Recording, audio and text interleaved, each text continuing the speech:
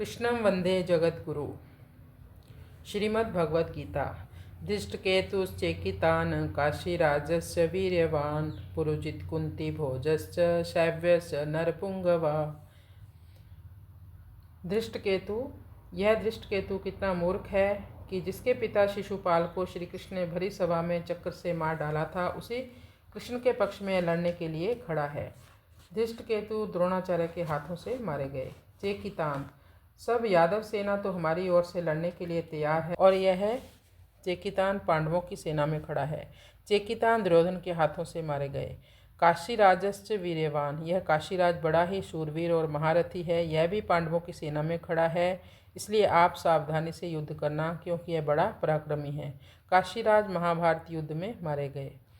पुरुजित कुंती भोजश्च, यद्यपि पुरुजित और कुंती भोज ये दोनों कुंती के भाई होने से हमारे और पांडवों के मामा हैं, तथापि इनके मन में पक्षपात होने के कारण ये हमारे विपक्ष में युद्ध करने के लिए खड़े हैं।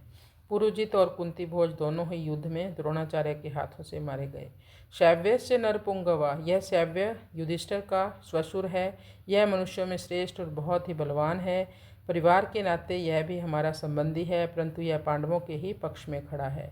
युधामन्युश्च विक्रांत उत्मोजाश्च वीर्यवान, पांचाल देश के बड़े बलवान और वीर योद्धा युधामन्यु तथा उत्मोजा मेरे वैरी अर्जुन के रथ के पहियों की रक्षा में नियुक्त किए गए हैं।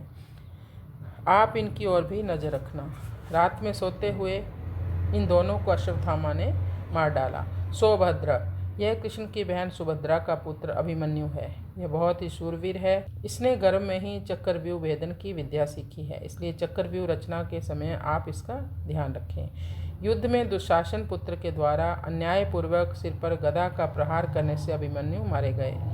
द्रौपद्याश्च, युधिष्ठिर, भीम, अर्जुन, नकुल और सहदेव इन पांचों के द्वारा द्रौपदी के गर्भ से क्रमशः प्रतिविंध, श्रुत सोम, श्रुतकर्मा, शतानीक और श्रुतसेन पैदा हुए हैं। इन पांचों को आप देख लीजिए।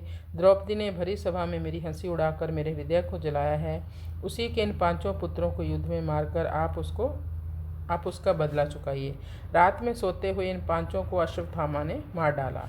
सर्व एव महारथा, ये सब के सब महारथी हैं, जो शास्त्र और शस्त्र विद्या दोनों में प्रवीण हैं और युद्ध में अकेले ही एक साथ 10,000 धनुर्धारी योद्धाओं का संचालन कर सकता है। उस वीर महापुरुष को महारथी कहते हैं। ऐसे बहुत से महारथी पांडव सेना में खड़े हैं। द्रोणाचार्य के मन में पांडवों के प्रति द्वेष पैदा करने और युद्ध के लिए जोश दिलाने के लिए दुर्योधन ने पांडव सेना की विशेषता बताई। दुर्योधन के मन में विचार आया कि द्रोणाचार्य पांडवों के पक्षपाती है ही, इसलिए वे पांडव सेना की महत्ता सुनकर मेरे को यह कह सकते हैं कि जब पांडवों की सेना में इतनी विशेषता है तो उनके साथ तू संधि क्यों नहीं कर लेता। ऐसा विचार आते ही दुर्योधन आगे के 3 श्लोकों में अपनी सेना की विशेषता बता रहा है।